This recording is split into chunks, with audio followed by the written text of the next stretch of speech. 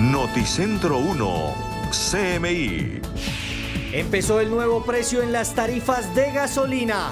¿Cómo quedó y cuánto seguirá aumentando?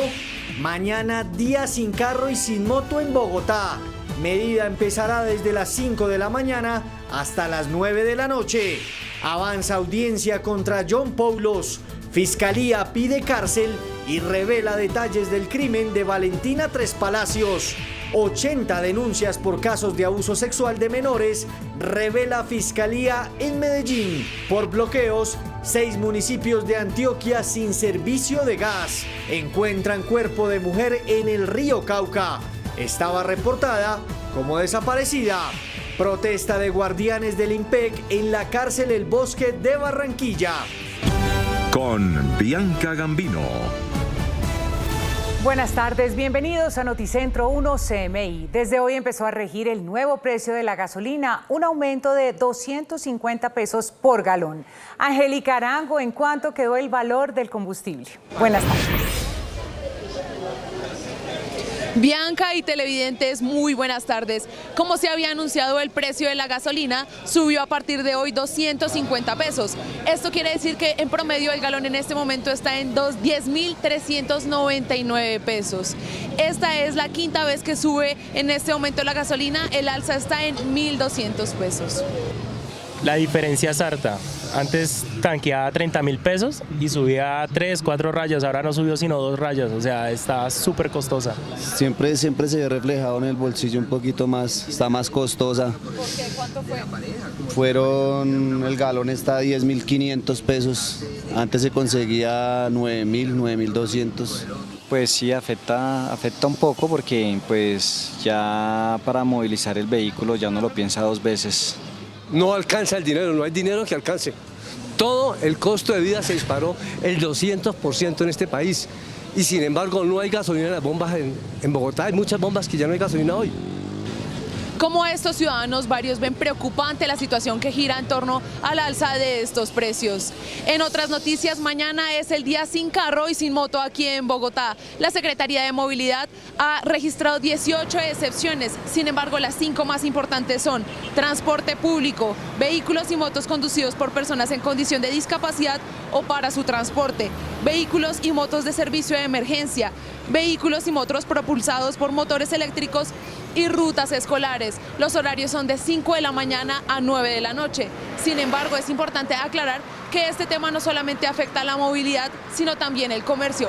Precisamente para hablar de este tema nos encontramos con Sebastián Estupiñán, director de mercadeo del centro comercial Neos. Sebastián, cuéntenos en este momento cómo están haciendo para promocionar el negocio.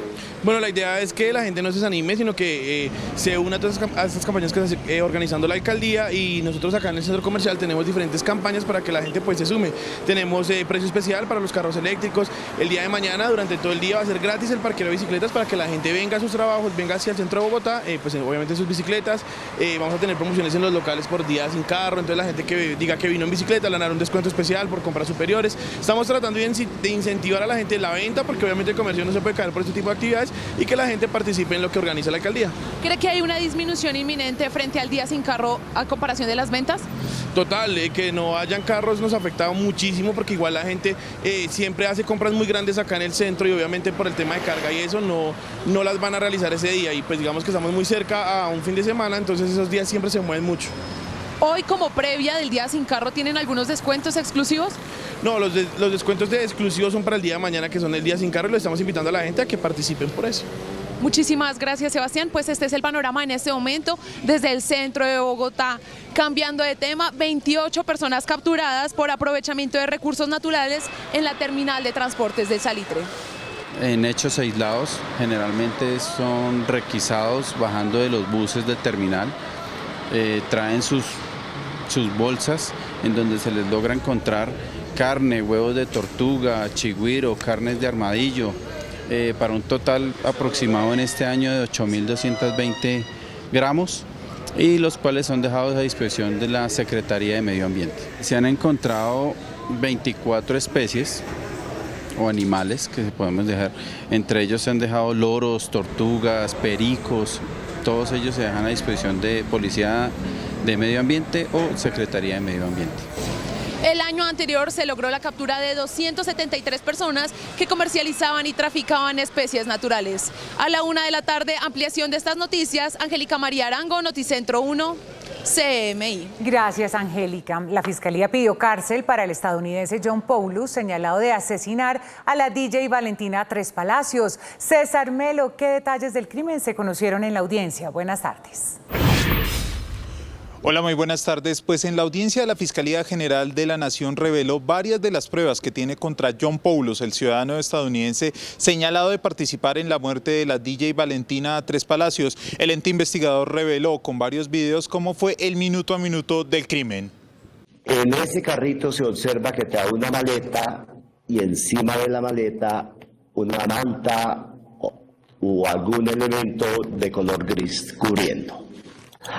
A las 10:03 del domingo 22 se observa el parqueadero o sótano del edificio Capadocia, donde está el señor John Paulus con el mismo carrito, la misma maleta, la misma manta, buscando vehículo gris, deja para ir a revisar algo dentro del mismo parqueadero. En la audiencia la Fiscalía dijo que John Paulus incluso contrató a un investigador privado para seguir a Valentina Tres Palacios. La Fiscalía General de la Nación dijo que era una persona celosa y que la controlaba en sus redes sociales. Observen ustedes la fuerza que hace, la acción que ejerce para cargar la maleta. El día domingo 22 a las 14:53 se registra la salida del señor John Paulus, sí, con el vehículo color gris, el edificio del norte de Bogotá. A la imagen inicial, que es el hallazgo ya el domingo 22 a las 16:23 horas por parte del equipo criminalístico de la maleta azul con la cinta. A un lado se ve esa manta gris en un contenedor de basura. En la audiencia la Fiscalía también reveló la necropsia de la mujer, la cual revela que fue golpeada brutalmente. Con relación al cuerpo se hallaron lesiones en el cuello por estrangulamiento, resaltándose en la cara anterior la presencia de 5 surcos de color violeta, paralelos entre sí, incompletos, con una longitud en promedio de 10 centímetros y con un ancho de 0.2 centímetros. Igualmente se encontraron múltiples hematomas en los músculos del cuello. Se hallaron hematomas o acumulaciones de sangre recientes en la cara o rostro de la víctima. Esta tarde continuará la audiencia en la que las partes se pronunciarán sobre la petición de la Fiscalía de enviar a este ciudadano estadounidense a la cárcel y posteriormente el juez de control de garantías definirá si lo envía o no a prisión. Esta es toda la información desde el occidente de Bogotá. César Melo, Noticentro 1, CMI. Gracias, César. La seccional de Fiscalía de Medellín reveló que se han recibido más de 80 denuncias por casos de abuso contra menores de edad. Hernán Muñoz, ¿cuál es el caso más reciente? Bianca, ¿qué tal? Buenas tardes para usted y para todos los televidentes. Un caso aberrante denunciado en el municipio de Bello, en el norte del Valle de Aburrá. Un hombre de 59 años abusó sexualmente de su nieta de 14. Aprovechando, según la investigación, que la casa se encontraba sola y que había ausencia de los padres. Esta mañana, la Fiscalía General de la Nación confirmó que en promedio se está capturando un abusador diario aquí en la capital de Antioquia. El balance de enero hasta el momento es de 22 personas capturadas para un total del 0,8%, es decir, casi una persona al día. Este año también se han recibido alrededor de 80 denuncias por delitos sexuales y las autoridades también confirmaron que se han recibido 8 denuncias por pornografía infantil y se han emitido varias sentencias condenatorias. En la mayoría de los casos, los abusadores pertenecen al propio núcleo familiar, papás, tíos, abuelos. Las autoridades desde aquí le hicieron un llamado a los padres de familia para que por favor estén muy atentos a las reacciones de sus hijos, de sus parientes, de los menores, para que puedan recibir las denuncias a tiempo. Y vamos a seguir con casos que afectan a los menores, porque en las últimas horas fue denunciado que un bebé de 13 meses fue víctima precisamente de un enfrentamiento en un operativo del Ejército y los grupos armados en el municipio de Remedios, en Antioquia. Precisamente para ampliar detalles de esta denuncia nos acompaña María José Pérez. Ella es integrante de la Corporación de Derechos Humanos Jesús María Valle Jaramillo. Bienvenida a Noticentro 1 CMI. ¿Qué pasó con el niño y cuál es su estado de salud? El menor de edad de tan solo 13 meses en medio de este operativo es fuertemente herido. El ejército hizo caso omiso a retirar el menor de edad de la zona, por lo que el menor queda gravemente herido en su zona lateral de la cabeza, en la parte de atrás de sus piernas, por medio de una granada y de armas largas que hubo en el lugar. El menor de edad se encuentra en este momento atendiéndose de salud. Por parte del ejército no hubo mayor atención a ese deber constitucional de sacar al menor de edad de medio de estas confrontaciones. Las familiares del menor y las comunidades fueron quienes realizan esta denuncia y que hacen pública esta omisión al deber que tiene el ejército de garante de protección de la vida de este menor de edad. Esto se presenta en el caserío de Mina Nueva del corregimiento de Panamá 9, en el nordeste antioqueño. Este es un territorio que se conoce fuertemente por conflicto armado. Estas operaciones la presenta el ejército en contra de un presunto miembro del Ejército de Liberación Nacional que se encontraba con el menor de edad, donde no se retira al menor y queda gravemente herido en esta zona de su cuerpo. Y esta denuncia es importante darla a conocer porque es deber del ejército atender la vida de los menores de edad y protegerla. María José, por supuesto estaremos ampliando la denuncia que ustedes han emitido desde Medellín después de la 1 de la tarde. Noticentro 1 CMI también consultó con el Comando Central del Ejército. Ellos respondieron, se defendieron, dicen que no tienen nada que ver y que para ellos este hecho es aislado y que esto obedece a un enfrentamiento entre los grupos armados como el Clan del Golfo y el ELN. Seguimos con noticias del departamento de Antioquia porque la situación por los bloqueos no mejora. Aunque en la apartada en las últimas horas ya se levantó el bloqueo, hay algunas consecuencias en el Urabá antioqueño. Empresas Públicas de Medellín confirmó en las últimas horas que por lo menos 67.000 usuarios de 6 municipios de esta subregión antioqueña se encuentran con ausencia del servicio de gas domiciliario. Esto ocurre como consecuencia de algunas situaciones complejas en el paso, en el tramo de la Y Planetarrita Córdoba, y esto corresponde a por lo menos el 87% del total de los usuarios que reciben el beneficio de los servicios públicos en esta zona del Urabá antioqueño. Ya se han sentado a analizar la situación para saber qué fue lo que pasó y están evaluando las condiciones para que en las próximas horas nuevamente se pueda restablecer el servicio. Y terminamos desde la Gobernación de Antioquia en directo con el sonajero político, porque en las últimas horas Luis Fernando Suárez, quien era el secretario de gobierno del actual gobernador del departamento de Antioquia, Aníbal Gaviria, lanzó oficialmente su candidatura para las próximas contiendas electorales. Vamos a recapitular. Luis Fernando Suárez fue su mano derecha durante la actual administración, pero en varias ocasiones asumió como gobernador encargado, sobre todo en medio de una difícil decisión judicial que apartó al actual gobernador del cargo, pero también tuvo un reto muy grande en pandemia. En su discurso habló de la democracia y de cómo combatir la violencia y mejorar las condiciones de empleo. Aunque todavía no es claro con quién se va a pelear esta contienda, aquí ya suenan otras personas, por ejemplo, Julián Bedoya y el exsecretario de gobierno del actual alcalde de Medellín, Daniel Quintero, Esteban Restrepo.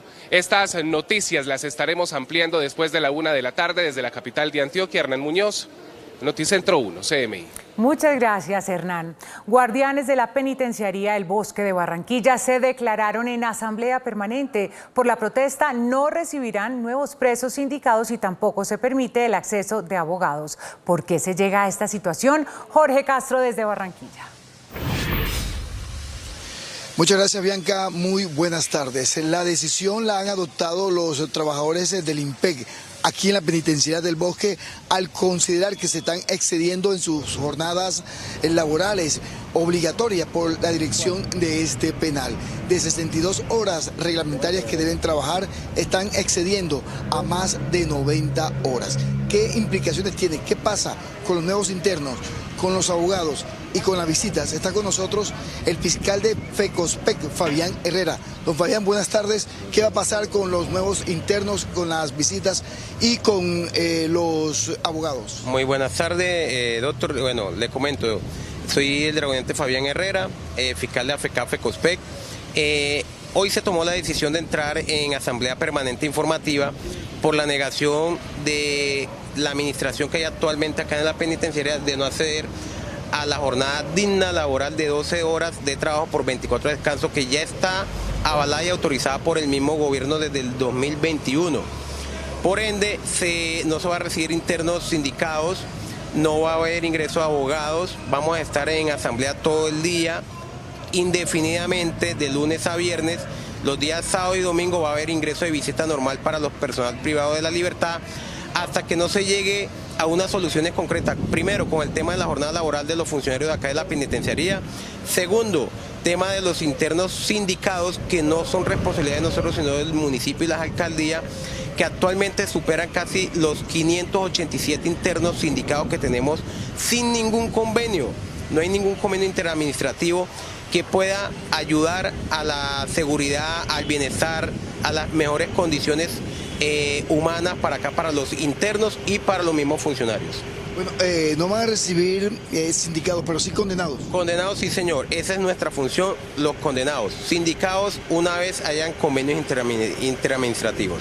Muy amable a Fabián Herrera, es fiscal de FECOSPEC, uno de los sindicatos del IMPEC, en la jornada de protesta, la asamblea informativa, asamblea permanentes, aquí en la penitenciaría del Bosque, en la capital del Atlántico. Más adelante tendremos el desarrollo de esta noticia desde Barranquilla. Muchas gracias, Jorge. Al regresar a Noticentro 1 CMI, encuentran cuerpo de mujer que estaba reportada como desaparecida.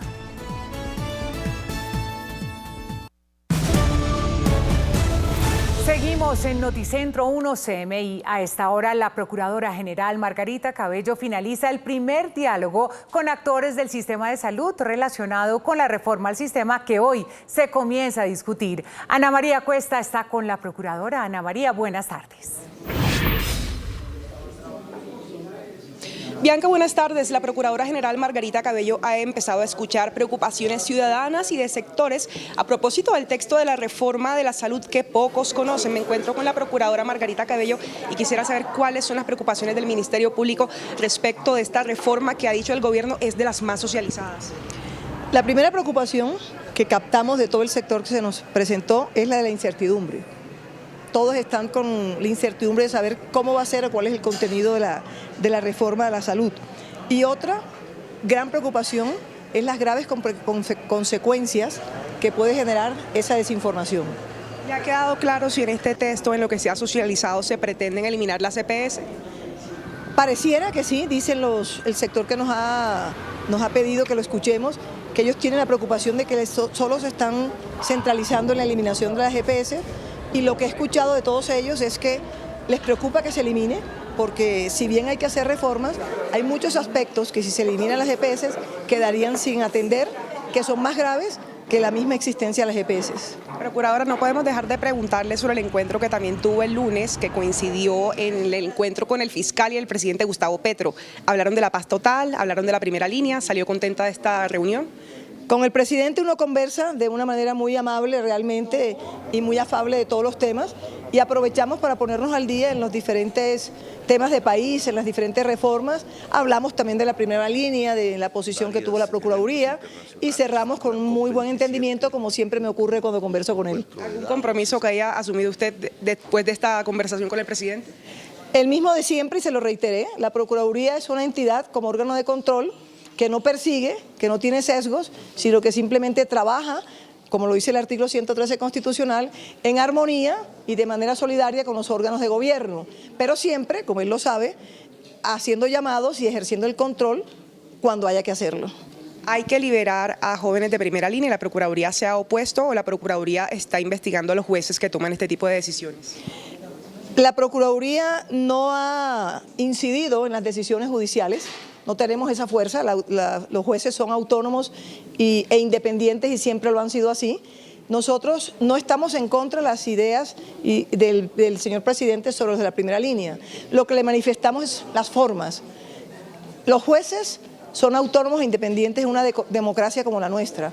Y si los jueces han considerado que había que llamar a juicio o llamar a investigar a esos jóvenes de la primera línea y tienen consideraciones jurídicas para ordenar detenciones preventivas, hay que respetar la decisión de los jueces en un Estado democrático en donde la separación de poderes es un principio fundamental. ¿Será el juez o será algún tipo de arreglo, de principio de oportunidad, algún tipo de negociación con el juez en donde se podrán analizar todas esas opiniones sobre la situación de cada uno de los jóvenes de primera línea?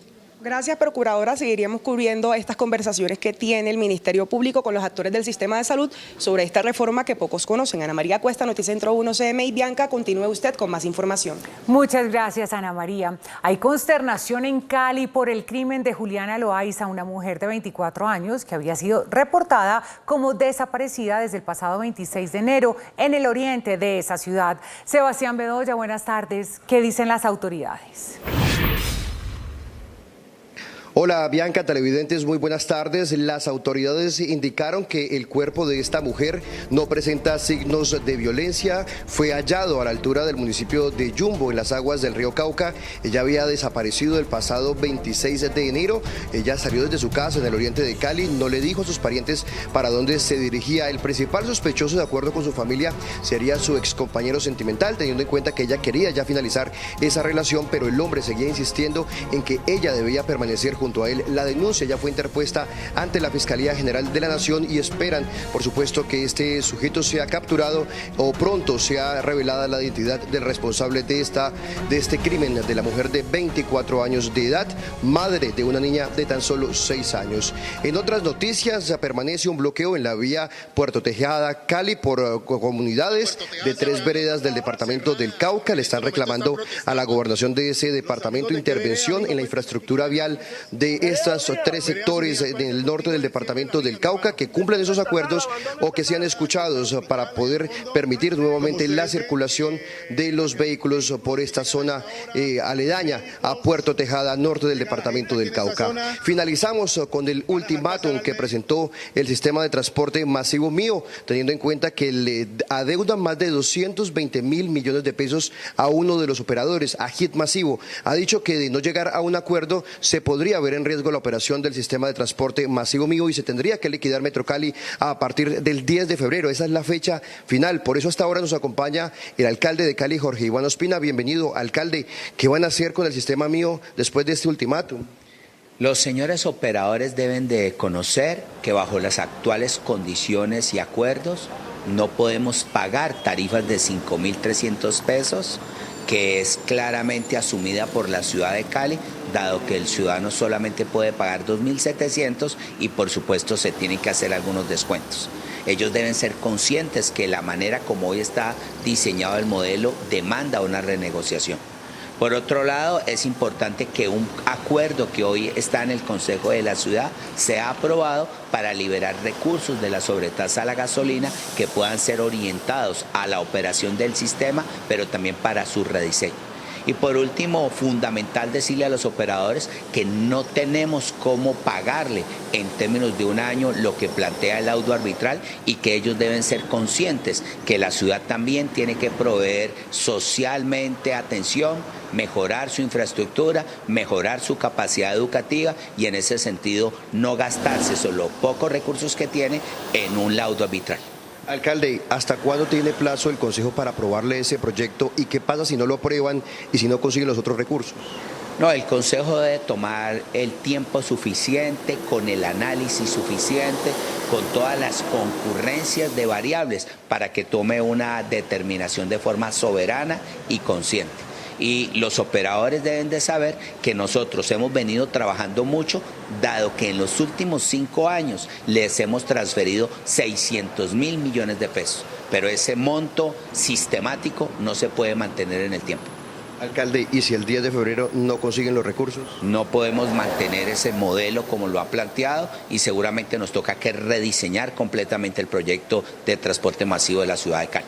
Alcalde, muchísimas gracias por estar con nosotros. Será ya el Consejo de Cali el encargado de decidir si aprueba o no este proyecto que presentó la administración distrital. Es por ahora toda la información en Cali. Sebastián Bedoya, Noticentro 1 CMI. Muchas gracias, Sebastián. En Bucaramanga, una riña entre dos adolescentes dejó a una de ellas muerta. Natalia Ayala, ¿qué se sabe de este caso? Buenas tardes.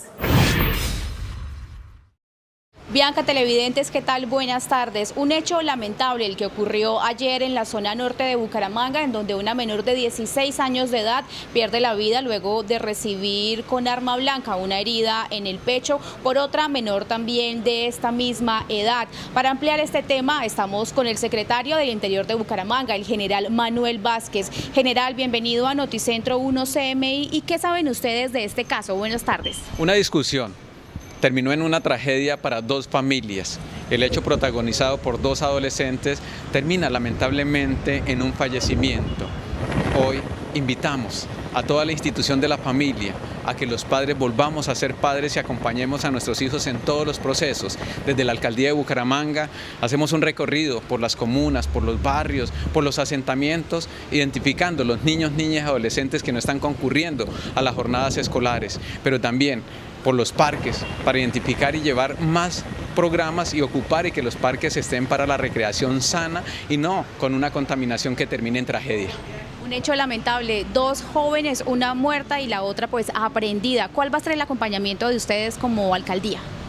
Todo el acompañamiento y la solidaridad, reitero, para estas dos familias que enfrentan hoy una tragedia. No están solas y los programas de prevención y de anticipación más fortalecidos que nunca. General, muchas gracias. Esta joven de 16 años que terminó muerta era madre de un bebé de tan solo 2 meses de edad. Información que vamos a estar ampliando más adelante. Natalia Ayala Mendoza, Noticentro 1 CMI. Gracias, Natalie. Fue capturado un hombre por homicidio agravado en grado de tentativa. Atacó a su pareja con arma blanca. Tatiana Rodríguez, ¿cuál es el estado de salud de esta mujer? Bianca, televidentes, muy buenas tardes. Según lo que ha informado la policía del departamento de Bolívar, la mujer por fortuna ya se encuentra fuera de peligro y le fueron restablecidos sus derechos. Identificada como Nelis Arrieta Fernández, quien se encontraba en el municipio de San Jacinto departiendo con sus familiares, hasta donde llega este hombre y la ataca con arma blanca. No contento con eso, señalan las autoridades, la montó en su motocicleta y la llevó hasta una zona de montada donde la sometió a todo tipo de vejámenes sexuales. La oportuna información por parte de la comunidad y la oportuna reacción de la policía permitió que este hombre fuera capturado y puesto a disposición de la Fiscalía General de la Nación por el delito de feminicidio agravado en grado de tentativa. Posteriormente, un juez de control de garantía lo envió para la cárcel. Por ahora es toda la información. Más adelante tendremos la ampliación de esta noticia. Estados Unidos denunció que Rusia está incumpliendo el Tratado Nuevo START, firmado tras la Guerra Fría y el último aún vigente entre las dos grandes potencias nucleares para el control de su armamento de destrucción masiva. El Departamento de Estado hizo una preocupante denuncia que eleva aún más la atención mundial al advertir que Rusia está bloqueando las inspecciones estadounidenses previstas en el Tratado Nuevo START, un pacto que fue firmado tras la Guerra Fría y que es el último que queda vigente entre las dos grandes potencias que acumulan el 90% del armamento nuclear en todo el mundo y el cual en 2021 se prorrogó para 5 años más. El nuevo START limita en 1.500 el número de ojivas nucleares estratégicas que Estados Unidos y Rusia pueden tener desplegadas, así como las lanzaderas y misiles para dispararlas. Pero el Kremlin ya ha dejado en claro que no es su intención extenderlo en 2026 porque Estados Unidos busca la derrota estratégica de Rusia en Ucrania e insinuó que el hueco que dejará este tratado en el control de armamento nuclear podría no llenarse. Desde agosto, Moscú habría dejado de autorizar las inspecciones estadounidenses previstas en el tratado con el argumento de que las sanciones de Washington le impedían llevar a cabo sus propios exámenes de los arsenales del país rival, y tampoco se celebró en noviembre, como había estado previsto, la reunión periódica del Comité Bilateral de Seguimiento del Pacto. La Unión Europea y Ucrania celebrarán una cumbre en Kiev el próximo viernes 3 de febrero para evaluar la ayuda militar del bloque. Según el primer ministro ucraniano Denis Shmyhal, el hecho de que esta cumbre se realice en Kiev es una señal fuerte dirigida tanto a los aliados como a los enemigos. Además, el gobierno ucraniano también indicó que espera recibir entre 120 y 140 tanques modernos de sus aliados occidentales. El ministro de Defensa de Taiwán denunció la incursión de 34 aviones de combate y 9 buques del ejército chino que habrían violado la zona de identificación de defensa aérea localizada al suroeste de la isla. Pekín ha estado enviando barcos de guerra, bombarderos, cazas y aviones cerca de la isla casi a diario con la esperanza de desgastar los limitados recursos de defensa de la isla y socavar al gobierno de Taipei, que alerta que China prepara un bloqueo y posterior ataque directo a Taiwán. La mayor huelga en una década paraliza el transporte y las escuelas en el Reino Unido. Exigen mejoras en sus condiciones laborales. 500,000 de trabajadores en el Reino Unido, entre ellos maestros, personal universitario, conductores de trenes y de autobuses, salieron a apoyar este miércoles la mayor huelga en una década en reclamo de mejoras salariales en medio de una crisis del costo de vida. Aunque el país ha vivido varias jornadas de paros en los últimos meses, la de hoy es la más importante por el número de empleados que la secundan y la variedad de sectores que la apoyan, lo que complica los desplazamientos en todo el país. El gobierno conservador del primer ministro Rishi Sunak reconoció que habrá problemas debido al alcance de las medidas de fuerza, ya que miembros de 7 sindicatos han votado a favor de ir a la huelga. Miles de escuelas se han visto obligadas a cerrar por falta de personal, lo que ha creado dificultades para muchos padres obligados a tomarse el día libre o teletrabajar. La Confederación Sindical informó que entregarán al gobierno una carta firmada por 200,000 miembros en protesta por un nuevo proyecto de ley actualmente en trámite parlamentario que busca fijar unos niveles mínimos de servicios durante las huelgas. Empezó el nuevo precio en las tarifas de gasolina. ¿Cómo quedó y cuánto seguirá aumentando? Mañana día sin carro y sin moto en Bogotá. Medida empezará desde las 5 de la mañana hasta las 9 de la noche. Avanza audiencia contra John Poulos. Fiscalía pide cárcel y revela detalles del crimen de Valentina Tres Palacios. 80 denuncias por casos de abuso sexual de menores, revela Fiscalía en Medellín. Bebé de 13 meses, herido con esquirlas en medio de enfrentamiento entre ejército y grupos armados. Por bloqueos, 6 municipios de Antioquia sin servicio de gas. Encuentran cuerpo de mujer en el río Cauca. Estaba reportada como desaparecida. Protesta de guardianes del IMPEC en la cárcel El Bosque de Barranquilla. Con Bianca Gambino. Iniciamos nuestra segunda hora de noticias. Desde hoy empezó a regir el nuevo precio de la gasolina, un aumento de 250 pesos por galón. Angélica Arango, ¿en cuánto quedó el nuevo valor del combustible? Bianca y televidentes, muy buenas tardes. A partir de hoy y por quinta vez consecutiva subió el precio de la gasolina corriente. En este momento subió 250 pesos. El promedio del galón está en 10.399. Como se había anunciado, el precio de la gasolina corriente subió 250 pesos a partir de hoy. En promedio, el galón está en 10.399 pesos. Desde la medianoche entró en vigencia la medida del gobierno que incrementó por quinta vez consecutiva el alza del precio de la gasolina. En este momento suma más de 1.200 pesos. Como se había anunciado, el precio de la gasolina corriente subió 250 pesos a partir de hoy. Esto quiere decir que en promedio el galón está en 10.399 pesos. La diferencia es harta.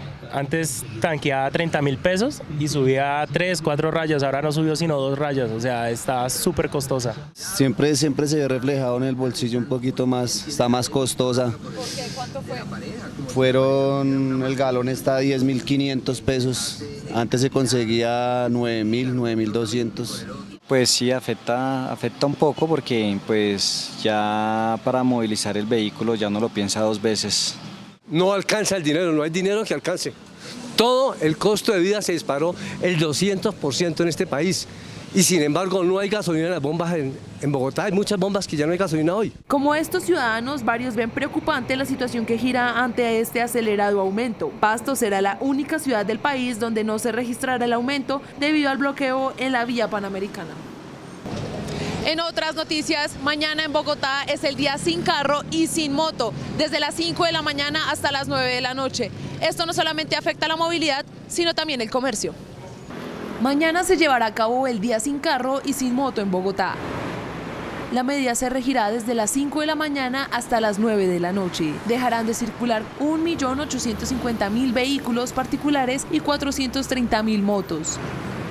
Si se incumple con la medida, se podrá asumir una multa de 500.000 pesos. Desde la Secretaría de Movilidad se presentaron 18 excepciones, sin embargo las más importantes son: 1. Transporte público. 2. Vehículos y motos conducidos por personas en condición de discapacidad o para su transporte. 3. Vehículos y motos de servicio de emergencia. 4. Vehículos y motos propulsados por motores eléctricos. 5. Rutas escolares. Esta medida no solo afecta a la movilidad, también el comercio, que utiliza este día para ofrecer descuentos y diferentes estrategias para mitigar el impacto de la jornada en la economía.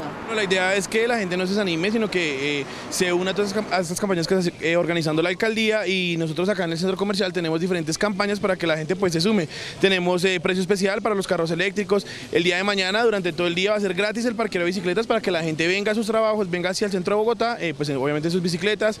Vamos a tener promociones en los locales por día sin carro, entonces la gente que diga que vino en bicicleta le van a dar un descuento especial por compras superiores. Estamos tratando de incentivar a la gente la venta, porque obviamente el comercio no se puede caer por este tipo de actividades, y que la gente participe en lo que organiza la alcaldía. 8 de cada 10 comerciantes afirman que las ventas caen en más del 50% frente a un jueves normal.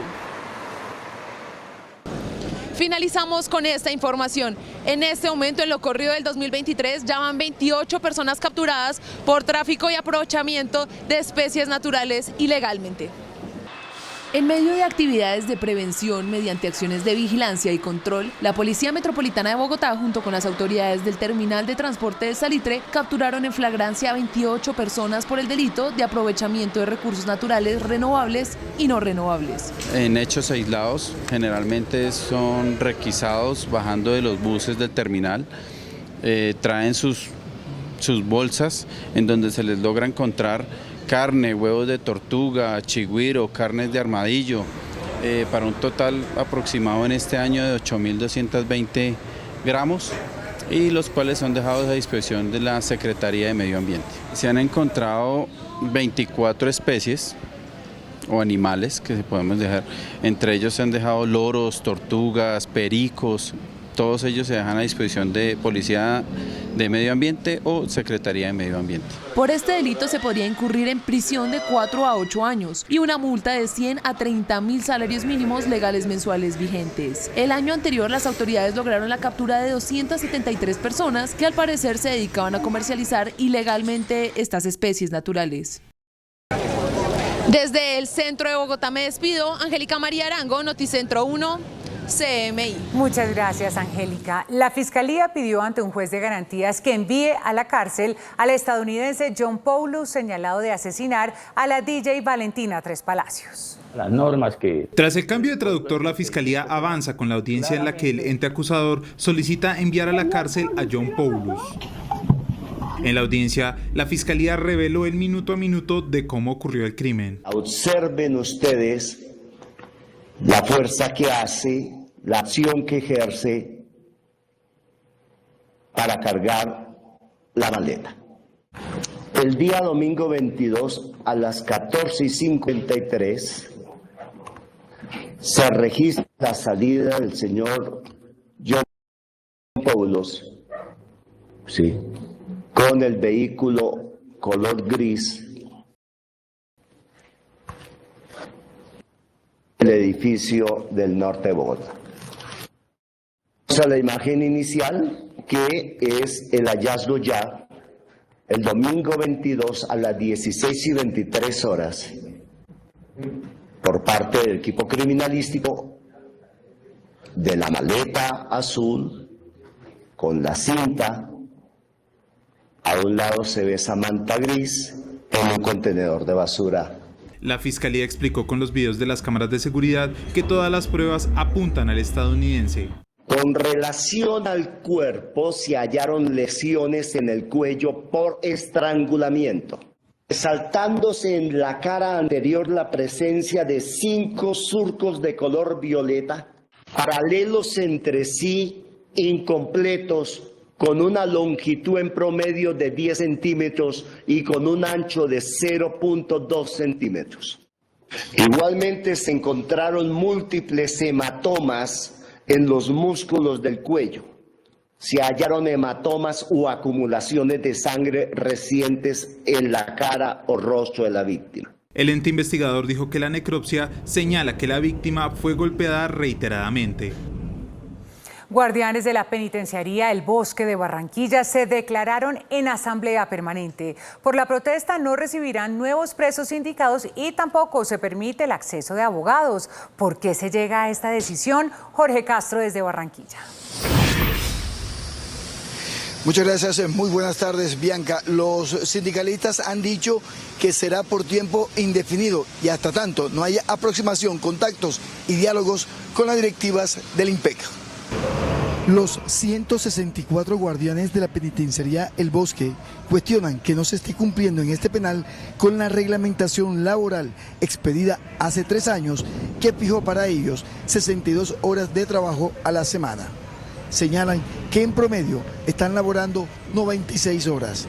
Por la protesta se altera el ingreso de nuevos internos y de abogados. No se va a recibir, primero no podrá ingresar ningún personal externo al establecimiento porque estamos en asamblea informativa con todos los funcionarios del establecimiento. Se aclara que el día sábado y el día domingo ingresará visita para el personal de internos normalmente, pero de lunes a viernes no habrá ingresos de abogado ni personal externos, ni judicantes, ni ningún otro personal ajeno a la institución. Señalan que además el trabajo se les multiplica porque en una cárcel que es para condenados, la población de internos llega a 1.169 reclusos, de los cuales 600 son sindicados. Que se le están vulnerando los derechos laborales en no otorgar la jornada digna laboral que se firmó ya con el gobierno hace 3 años, donde es una jornada de 12 horas de trabajo por 24 horas de descanso. Actualmente el personal de guardia se encuentra laborando más de 24 horas y descansa mucho menos de las 24 horas. Los sindicatos del IMPEC anuncian que iniciaron acciones penales para reclamar también el pago de las jornadas laborales no reconocidas. Reclaman los guardianes de la penitenciaría El Bosque de Barranquilla igualdad de condiciones laborales en los diferentes centros de reclusión, pues añaden que en la cárcel modelo, también aquí en la ciudad de Barranquilla, solo están trabajando las 62 horas semanales reglamentarias establecidas por el Ministerio de Justicia. Noticias desde Barranquilla con Jorge Castro, Noticentro 1, CMI. Muchas gracias, Jorge. Al día es capturado en Medellín un abusador sexual. Así lo reveló la Fiscalía General de la Nación. Hernán Muñoz, ¿cuál es el caso más reciente? Bianca, el caso más reciente ocurrió en el municipio de Bello. Según la Fiscalía General de la Nación, un hombre de 59 años abusó de su nieta de 14 aprovechando la ausencia de sus padres. Según el ente acusador, al día es capturado en promedio un presunto abusador y el llamado de la Fiscalía General de la Nación a los padres de familia es a que escuchen a sus hijos y que puedan denunciar a tiempo para iniciar un proceso de investigación. Y seguimos con casos relacionados con menores porque denunciaron que un bebé de 13 meses fue víctima de un enfrentamiento entre el ejército y los grupos armados en el municipio de Remedios, en Antioquia. El ejército se defendió y dice que no es cierto.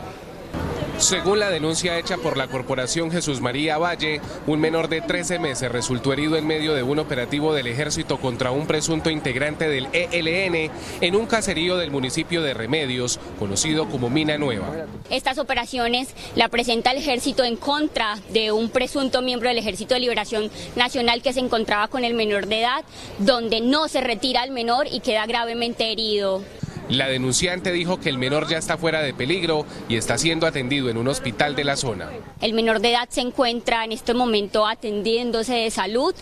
Por parte del ejército no hubo mayor atención a ese deber constitucional de sacar al menor de edad de medio de estas confrontaciones. Noticentro 1 CMI consultó con el Comando Central del Ejército. La institución desvirtuó la denuncia y aseguró que el episodio de violencia se debe a un enfrentamiento entre el Clan del Golfo y el ELN. Y los bloqueos en el departamento de Antioquia tiene afectados a los habitantes de por lo menos 6 municipios del Urabá antioqueño que en este momento se encuentran sin el servicio de gas natural. Por las protestas que se reportan desde el jueves pasado en el departamento de Córdoba y que hoy impide el paso en el tramo La Y Planeta Rica, EPM confirmó que el 87% del total de usuarios no cuenta en este momento con el servicio de gas natural. Lastimosamente, ante el paro, como persiste en la vía, no tenemos forma de abastecer nuevamente en las otras poblaciones ni reabastecer las poblaciones que ya tienen el suministro y empiezan a presentar ausencia.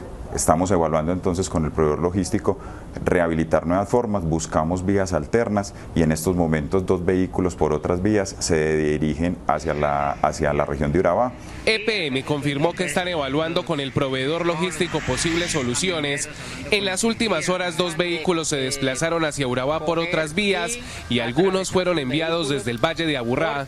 Por su parte, la Asociación de Transportadores de Carga aseguró que el bloqueo en la troncal de Occidente y la vía a la costa atlántica dejó más de 4.000 conductores de carga afectados en terreno y cerca de 6.000 que trabajan en servicio público y especial. Esto deja alrededor de 75.000 operaciones de transporte de carga afectadas, entre las que quedaron en medio de los bloqueos y las que no alcanzaron, digámoslo así, a generarse.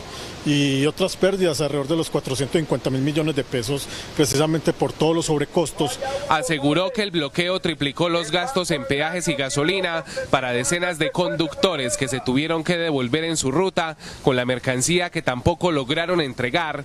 También confirmó que las pérdidas reportadas ascienden a los 450.000 millones de pesos. Y ya se comenzó a mover el sonajero político en el departamento de Antioquia. Luis Fernando Suárez, la mano derecha del actual gobernador de Antioquia, Aníbal Gaviria, confirmó su candidatura oficial para el año 2023. Luis Fernando Suárez fue secretario de gobierno de Antioquia en la actual administración y en varias ocasiones asumió como gobernador encargado en reemplazo de Aníbal Gaviria. En las últimas horas, Suárez anunció su candidatura oficial por firmas a la gobernación de Antioquia. En su discurso habló de construir democracia, combatir la violencia y mejorar las opciones de empleo. Y aunque todavía no es claro contra quién competirá en la contienda electoral, ya suenan otros eventuales aspirantes como Julián Bedoya y el exsecretario de Gobierno de la administración de Quintero, Esteban Restrepo. Esta es toda la información que reportamos a esta hora desde la capital de Antioquia. Hernán Muñoz, Noticentro 1 CMI. Muchas gracias, Hernán. Hacemos una pausa y al regresar a Noticentro 1 CMI encuentran cuerpo de mujer que estaba reportada como desaparecida.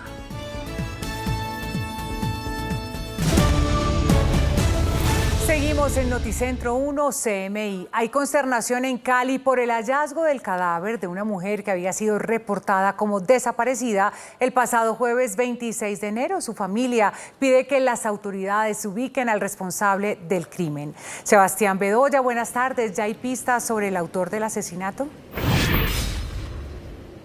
Hola Bianca, televidentes, muy buenas tardes. La familia sospecha principalmente del excompañero sentimental de esta mujer de 24 años. Entre tanto, las autoridades indicaron que el cuerpo no presentaba signos de violencia.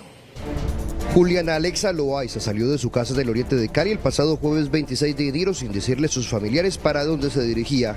Y desde entonces le perdieron el rastro hasta hoy, que fue hallado su cuerpo en aguas del río Cauca, a la altura del municipio de Yumbo, Valle del Cauca. A ella le hicieron fue una llamada, ella no salió así de alegría, ella le hicieron una llamada y en el transcurso del camino donde iba a encontrarse seguro con el marido, seguro la llamó con mentiras, porque para mentiroso sí es, la sacó con mentiras y la estaban esperando en compañía de algo otros.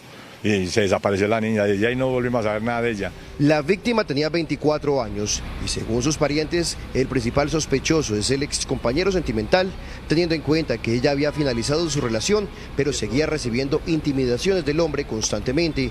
Por eso interpusieron la respectiva denuncia y esperan que se haga justicia. Yo le pido a la justicia que no va a quedar impune esto, porque pues como hay tanto caso que le dan la espalda y no le hacen caso omiso. Entonces uno tiene que, por eso es que lo que pasa en el país, que la gente toma la justicia por su propia mano. ¿Por qué? Porque si usted pone para que la gente tome la justicia por su propia mano. ¿Por qué? Porque si usted pone para que la justicia haga alguna cosa, no llegan nunca. La joven tenía una hija de 6 años y actualmente se dedicaba a laborar en un establecimiento comercial de comidas rápidas en la capital del Valle. Solidaridad con esta familia. En otras noticias, las comunidades de las veredas unidas de San Carlos, Vuelta Larga y Bocas del Palo realizan un bloqueo en la vía Cali-Puerto Tejada. Le están reclamando a la gobernación del departamento del Cauca proyectos de iluminación, seguridad y cumplimiento en la reparación de sus vías en esta zona rural. Ellos han dicho que no levantarán esta manifestación hasta que funcionarios de la administración del departamento del Cauca los escuche y cumplan con los acuerdos. Finalizamos con el ultimátum que lanzó Metrocali, el ente gestor del sistema de transporte masivo mío. De no llegar a un acuerdo de pago el próximo 10 de febrero, tendría que entrar en liquidación. Metrocali advirtió que de no llegar a un acuerdo de pago con el operador Hit Masivo del Mío para saldar una deuda que supera los 220.000 millones de pesos, la entidad tendría que entrar en un proceso de liquidación. De no ponernos de acuerdo, pues el ente gestor entra en liquidación y tenemos varias interpretaciones. Una es que podemos poner en riesgo la operación del Mío y poder dejar a la ciudadanía sin la operación del transporte público. Dos, que tendría que el ente gestor entrar en liquidación y nombrarse un agente liquidador. Tres, que tendría que contemplarse la creación de un nuevo ente gestor, que no se demora menos de 3 meses yendo al Consejo de Santiago de Cali. La administración distrital explicó que en el Consejo reposa un proyecto el cual pretende inyectarle recursos al sistema de transporte y de no ser aprobado, la crisis financiera terminaría por afectar la operatividad para más de 275.000 pasajeros que se mueven diariamente en 650 buses. La ciudad no puede seguir soportando un pasaje del Mío a 5.400 pesos, el ciudadano paga 2.700, todo no llega al operador y todo el déficit lo tiene que asumir la ciudad de Cali. Sin embargo, algunos ediles tienen sus reparos con la propuesta de salvamento. Lo que es una presión indebida que está haciendo esta administración del alcalde Jorge Iván Ospina. Sale el presidente de Metrocali y dice que el 10, si no hay unos recursos, se liquida Metrocali. Pero luego sale el alcalde y dice, no, sigue. Entonces es una presión al proyecto 180 que está aquí en el Consejo de la Ciudad de Cali para segundo debate. La millonaria suma se adeuda desde el 2018, luego que Metrocali perdiera un pleito jurídico con Hit Masivo que obligó al desembolso de dichos recursos por concepto de tarifa técnica. Seguiremos haciéndole seguimiento a la situación del sistema de transporte masivo en la capital del Valle del Cauca. Es por ahora toda la información. Sebastián Bedoya, Noticentro 1, CMI. Muchas gracias, Sebastián. En Bucaramanga, una riña entre 2 adolescentes dejó a una de ellas muerta. Natalia Ayala, ¿qué se sabe de este caso? Bianca, televidentes, muy buenas tardes. Este lamentable caso ocurrió al norte de la ciudad, en el barrio La Inmaculada, un proyecto de vivienda de interés social. 2 jóvenes se encontraron en la cancha e inmediatamente se inició una riña que dejó a una de estas muerta. En esta cancha del barrio La Inmaculada se produjo la pelea con arma blanca entre las 2 jóvenes de 16 años de edad. Dana Yulitza Romero Vega llevó la peor parte tras recibir una herida mortal en el pecho. Se la llevó para la cancha y en la cancha la estaba esperando la otra muchacha con el cuchillo y ella, en vez de evitar la pelea, se puso a grabarlas. La riña estaría relacionada con temas personales entre las adolescentes.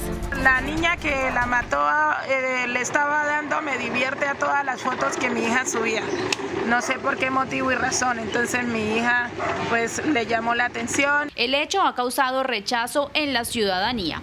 Una descomposición social tremendamente grave en el sentido de la pérdida de valores. Eso ya es, como dice, para mostrarle a la sociedad nuestra que tenemos en los estratos 1, 2 y 3, que es donde más se ven esas clases de casos. Desde la alcaldía se anunció acompañamiento para las dos familias involucradas. No vamos a ser indiferentes, pero sí el llamado a que la institución de la familia, nosotros los padres, todos volvamos a hacer y a llevar este acompañamiento de unos hijos que necesitan una educación. La joven muerta deja un bebé de 2 meses de nacido que está a cargo del Instituto Colombiano de Bienestar Familiar en Bucaramanga. Las autoridades informaron que prestarán acompañamiento tanto para la familia de la menor que terminó muerta como para la familia de la joven también de 16 años que fue aprehendida por este hecho. Informó desde Bucaramanga Natalia Ayala Mendoza, Noticentro 1 CMI. Gracias, Natalie. Fue capturado un hombre por homicidio agravado en grado de tentativa. Atacó a su pareja con arma blanca. Tatiana Rodríguez, ¿cuál es el estado de la mujer? Bianca, televidentes, muy buenas tardes. Este hecho se registró en el municipio de San Jacinto mientras la víctima departía con sus familiares. El victimario la atacó en varias oportunidades con arma blanca y no contento con eso, se la llevó hasta una zona enmontada donde la sometió a todo tipo de vejámenes sexuales. El caso se registró en el municipio de San Jacinto cuando la víctima, que responde al nombre de Nelly Sarrieta Fernández, se encontraba departiendo con familiares y fue atacada por su pareja tras la decisión de separarse. La habría lesionado con arma cortopunzante. No contento con ello, se la lleva en su motocicleta en un lugar desolado y la habría sometido a vejámenes sexuales. Tras información brindada por la comunidad y una reacción rápida de las autoridades, el sujeto fue capturado por el delito de feminicidio agravado en grado de tentativa. Por otra parte, ya un juez de control de garantías emitió medida de aseguramiento dentro de un centro carcelario. Aquí queremos hacer un llamado a todas las mujeres. Ante cualquier asomo de violencia, infórmelo oportunamente, no permita agresiones. De acuerdo con las autoridades, la víctima tuvo una relación de 3 años con el agresor, identificado como Luis Carlos Álvarez Flores, con quien había decidido terminar desde hace 20 días. Cabe resaltar que el hecho se registró en el municipio de San Jacinto. Según cifras del Departamento de la Policía de Bolívar, durante este año se han registrado 7 casos de maltrato intrafamiliar o delitos en contra de la mujer. Por ahora es todo desde Cartagena. Tatiana Rodríguez para Noticentro 1 CMI. Feliz tarde. Gracias, Tatiana. El Congreso se prepara para discutir la reforma a la salud, a pesar de que aún no existe un texto consolidado. El presidente de la Cámara, David Racero, se reunió con la representante de la Asociación Colombiana de Empresas de Medicina Integral. Lina María Sandoval con los detalles de este encuentro. Lina María. Buenas tardes, Bianca y televidente. Mire, en este encuentro participaron representantes de las EPS, también la presidenta de la agremiación, Paula Acosta, como otros representantes del sector salud, quienes se encontraron con el presidente de la Cámara, quien los invitó para revisar y dialogar sus preocupaciones sobre la reforma a la salud, que, como usted lo ha dicho, aún no se ha presentado por parte del Gobierno Nacional. Lo primero que hay que decir es que el presidente David Racero está dispuesto a entregar todas las garantías para que se dialogue y también para que se discuta esta reforma a la salud y se haga un pacto por la salud en donde todos los actores del sistema sean escuchados. El presidente de la Cámara, David Racero, ha dicho que el Gobierno Nacional presentará esta reforma, pero puede tener modificaciones en el Congreso. El Gobierno Nacional, con el liderazgo de la ministra, presentará una propuesta al Congreso. El Congreso, en su sabiduría e independencia, puede modificarla, puede reestructurarla, puede cambiarla. Como presidente de la Cámara, las garantías para que esa discusión se dé y si hay algo que ajustar, que se ajuste. Pero el tema de la salud la entiendo yo como esta discusión, una gran necesidad de hacer un gran pacto social nacional por la salud. Está pendiente lo que nunca ha podido hacer el país y es un estado de bienestar donde, independientemente de quién sea el gobernante, derecha, de izquierda, de centro, el sistema de salud no se puede tocar. Así que espero que en el Congreso de la República se pueda consolidar ese gran pacto por la salud, donde también los actores privados puedan aportar como debe ser. Desde el gremio de las EPS celebran entonces esta puerta que se ha abierto en el Congreso de la República y las expresiones que ya se han venido dando desde otros partidos, como por ejemplo el Partido Liberal, que ayer señaló que no van a permitir que se arrase con el sistema de salud. Aún no tenemos espacios nuevos con el Ministerio de Salud, pero lo que yo quisiera hoy destacar es este espacio que se abre con el Congreso de la República y la voluntad de tener una escucha activa, una actitud constructiva con el Congreso de la República en cabeza de uno de sus máximos representantes, que es el presidente de la Cámara, y vemos que acá se van a dar muchas garantías para poder construir conjuntamente con el Congreso un mejor sistema de salud. Mientras tanto, desde Salvación Nacional, el ex candidato presidencial Enrique Gómez denunció penalmente a la ministra de Salud por prevaricato, omisión y pánico económico por las recientes declaraciones de la reforma a la salud que aún no se conoce. Es por ahora la información desde el... Seguimos en Noticentro 1 CMI. La tecnología y el desarrollo de nuevas técnicas han permitido que procedimientos como la cirugía endoscópica de base de cráneo sea más precisa y ofrezca mayores expectativas en el tratamiento de algunas patologías como los tumores. La cirugía endoscópica de base de cráneo es un procedimiento complejo que ya se realiza en Colombia. Hoy hablaremos con el médico cirujano Joao Almeida sobre este tema. La cirugía endoscópica de base de cráneo es una modalidad. Su desarrollo es asociado a una necesidad de nosotros, de cirujanos, de conseguir accesar patologías de la base de cráneo sin tener que abrir primeramente la parte craneana. Este trabajo endoscópico enonasal conseguimos ir por las cavidades nasales a la base de cráneo y entonces tratar principalmente las patologías de línea media. La evolución tecnológica ha permitido que los equipos e instrumentos sean mucho más precisos, permitiendo llegar a zonas a las que 5 años atrás era imposible abordar quirúrgicamente. Los tumores de línea media que están a principio mediales a los nervios ópticos, a los ojos y principalmente que no se extienden mucho lateralmente son a principio opciones buenas para cirugía. Con este procedimiento también se logra extraer tumores malignos, disminuyendo así la exposición del paciente a tratamientos como la quimioterapia o radioterapia. Es de resaltar que este revolucionario procedimiento se atribuye también a un gran número de especialistas de diferentes áreas. Tenemos un trabajo con muchos cirujanos, por lo menos 3, con la endocrinóloga, con el oftalmólogo, por ejemplo, con radiologista, con radioterapeuta, y a través de ese trabajo, junto con las enfermeras y con el equipo de rehabilitación, conseguimos tratar a nuestros pacientes y quedarnos con avances. El doctor Joao Cavalcante hace parte del departamento de neurocirugía de la Clínica Mayo y se encuentra por estos días en nuestro país compartiendo sus conocimientos en esta revolucionaria técnica. El comité que investiga el asalto al Capitolio de Estados Unidos concluyó que el FBI pudo haber evitado el ataque del 6 de enero de 2021, ya que hubo errores en la aplicación de la ley federal. El comité de la Cámara de Representantes de Estados Unidos, que investiga el asalto al Capitolio, concluyó que el FBI y las agencias de seguridad del país podrían haber evitado el motín el 6 de enero de 2021. Según el exfiscal federal Dean Heafey, principal asesor de investigación del comité, el expresidente Donald Trump fue la causa inmediata, ya que si no hubiera sido por sus palabras y hechos, no habría sucedido. Sin embargo, lo que sucedió en el Capitolio también se vio afectado por errores de las fuerzas del orden público para poner en funcionamiento la amplia inteligencia que estaba presente antes del 6 de enero sobre amenazas de violencia.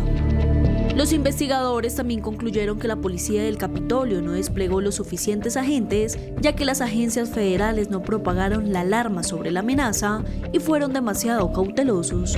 Además, hubo confusión sobre qué agencia federal estaba a cargo, lo que obstaculizó la respuesta. Casi una decena de estados piden a un juez que bloquee el programa DACA. 9 estados liderados por republicanos solicitaron a un juez federal en Texas que bloquee el programa de acción diferida para los llegados en la infancia DACA, una regla que brinda protección a casi 600,000 inmigrantes indocumentados que fueron llevados a Estados Unidos cuando eran menores y que se les conoce como Dreamers o soñadores.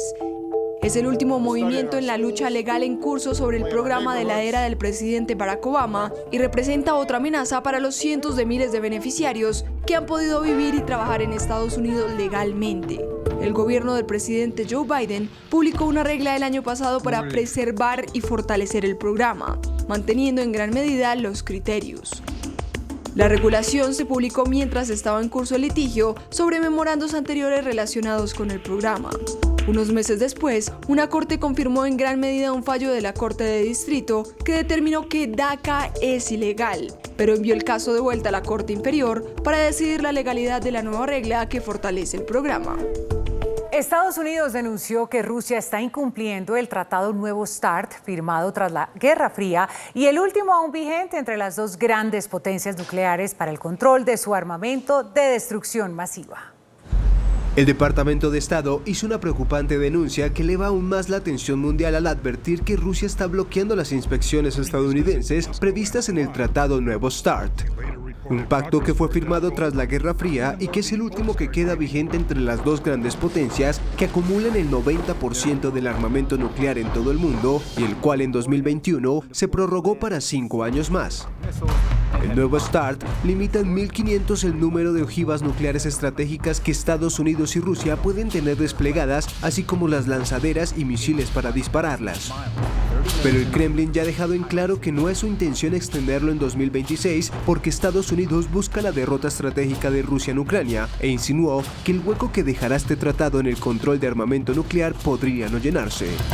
Desde agosto, Moscú habría dejado de autorizar las inspecciones estadounidenses previstas en el tratado con el argumento de que las sanciones de Washington le impedían llevar a cabo sus propios exámenes de los arsenales del país rival, y tampoco se celebró en noviembre, como había estado previsto, la reunión periódica del Comité Bilateral de Seguimiento del Pacto. En Canadá, la provincia de Columbia Británica despenalizó la posesión de algunas drogas como la cocaína y la metanfetamina. La provincia canadiense de Columbia Británica inició un programa piloto inédito que despenaliza la posesión de pequeñas cantidades de drogas duras como cocaína y heroína. Los ciudadanos mayores de 18 años podrán poseer hasta 2,5 gramos de esas drogas, así como metanfetamina, fentanilo y morfina. La policía no podrá confiscar dichas sustancias y los consumidores estarán a resguardo de multas, arrestos o acusaciones. En cambio, se les ofrecerá información sobre los servicios sociales y de salud disponibles. El gobierno federal del país concedió la solicitud de la provincia de la Costa Oeste para realizar el experimento por 3 años. Columbia Británica es considerada el epicentro de la crisis de muertes por sobredosis que golpea al país norteamericano. La mayor huelga en una década paraliza el transporte y las escuelas en el Reino Unido. Exigen mejoras en sus condiciones laborales. 500,000 de trabajadores en el Reino Unido, entre ellos maestros, personal universitario, conductores de trenes y de autobuses, salieron a apoyar este miércoles la mayor huelga en una década en reclamo de mejoras salariales en medio de una crisis del costo de vida. Aunque el país ha vivido varias jornadas de paros en los últimos meses, la de hoy es la más importante por el número de empleados que la secundan y la variedad de sectores que la apoyan, lo que complica los desplazamientos en todo el país. El gobierno conservador del primer ministro Rishi Sunak reconoció que habrá problemas debido al alcance de las medidas de fuerza, ya que miembros de 7 sindicatos han votado a favor de ir a la huelga. Miles de escuelas se han visto obligadas a cerrar por falta de personal, lo que ha creado dificultades para muchos padres obligados a tomarse el día libre o teletrabajar. La Confederación Sindical informó que entregarán al gobierno una carta firmada por 200,000 miembros en protesta por un nuevo proyecto de ley actualmente en trámite parlamentario que busca fijar unos niveles mínimos de servicios durante las huelgas. Las autoridades australianas hallaron la peligrosa y diminuta cápsula radioactiva desaparecida en una carretera. Las autoridades australianas anunciaron que lograron encontrar la pequeña cápsula radiactiva que había desaparecido la semana pasada cuando era transportada por un camión en el oeste del país, lo que llevó a la declaración de una alerta sanitaria. El comisionado de Servicios de Bomberos y Emergencias del Estado de Australia Occidental manifestó que la cápsula fue encontrada al sur de Newman, en la Gran Carretera del Norte. The capsule was located just south of Newman on the Great Northern Highway. It was 2 metres from the side of the road. The vehicle that identified it was travelling at 70 kilometres per hour when the specialist detection equipment picked up radiation emitted by the missing capsule. La desaparición de la cápsula provocó una búsqueda exhaustiva en la carretera con unidades especializadas en detección de radiación y provocó advertencias al público de no acercarse a la cápsula, que podría causar quemaduras graves al contacto con la piel.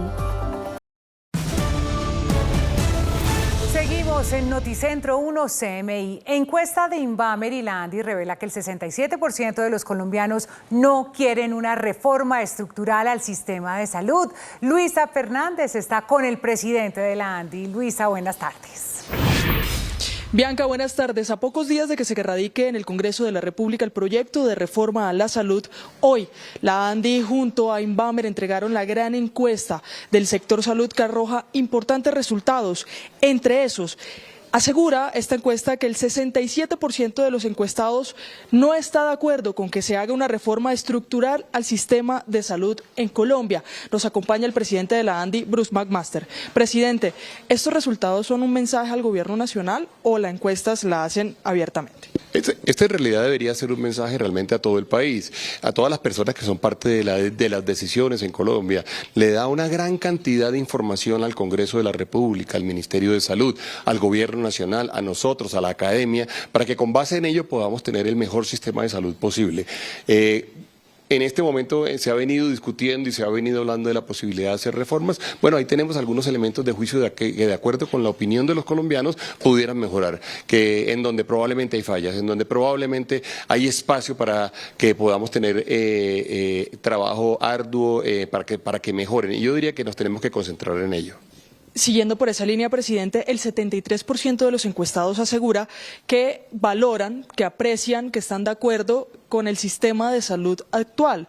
Es decir, ¿hacia dónde estarían dirigidos entonces esos cambios según los resultados de la encuesta? Es que el sistema, a pesar de haber mejorado inmensamente la cobertura y de haber mejorado inmensamente la capacidad de ofrecerle un servicio que los colombianos aprecian, es un sistema que está lejos de ser perfecto. Yo diría que ahí tenemos un ejercicio muy grande. Nos encontramos, por ejemplo, algunos datos importantes alrededor de la asignación de citas, nos encontramos unos datos importantes alrededor de la proveeduría de medicamentos en términos del tiempo que nos demoramos en hacerlo, nos encontramos datos importantes también en términos de prevención de salud. Yo diría que ahí tenemos por lo menos 3 campos inmensos en donde hay que trabajar basado quizá en todas las bases de datos que existen hoy en día, en todos los sistemas que existen hoy en día, en lo que ya se ha construido. Ahí tenemos una oportunidad muy grande. Más del 70% está de acuerdo o valoran lo que hacen las EPS en el país actualmente. El proyecto que se ha conocido por boca de la ministra de Salud implicaría una eliminación de las EPS o quitarle poder a ellos.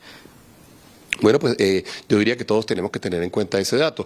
No solamente está el dato del 70%, sino el 86% de las personas que son parte del régimen contributivo se consideran que han sido bien atendidos y dan una valoración positiva alrededor del servicio que han recibido, y en el caso del subsidiado el 88% dice eso. De manera que ahí tenemos una gran cantidad de información. La gracia, digamos, de esto que estamos haciendo es que nos permite tener una base importante para poder saber qué es lo que vamos a hacer, y además hay que decir, esta encuesta la vamos a hacer anualmente para poder darle seguimiento a todo el sistema y para saber las decisiones que tomemos qué efecto han tenido sobre la población y su servicio. ¿Usted va a participar del debate que se dé en el Congreso de la República sobre la reforma? Pues ojalá nos den la oportunidad de participar. Estaríamos, por supuesto, muchísimo más que dispuestos a poder contribuir y a poder construir con el gobierno y con el Congreso. Gracias, presidente. Mire, y es que ya en las últimas horas se ha conocido, por ejemplo, las posturas del Partido Liberal, quien asegura que no van a apoyar la reforma a la salud que se presenta en el Congreso de la República. Estaremos atentos, por supuesto, a cuál es la socialización que dan desde el Gobierno Nacional de este proyecto que todavía está en construcción. Más detalles en nuestra emisión central. Luisa Fernández, Noticentro 1, CMI. Aquí Noticentro 1 CMI. A continuación, Lo Sé Todo, y a las 8 de la noche, una nueva emisión de noticias. Feliz tarde.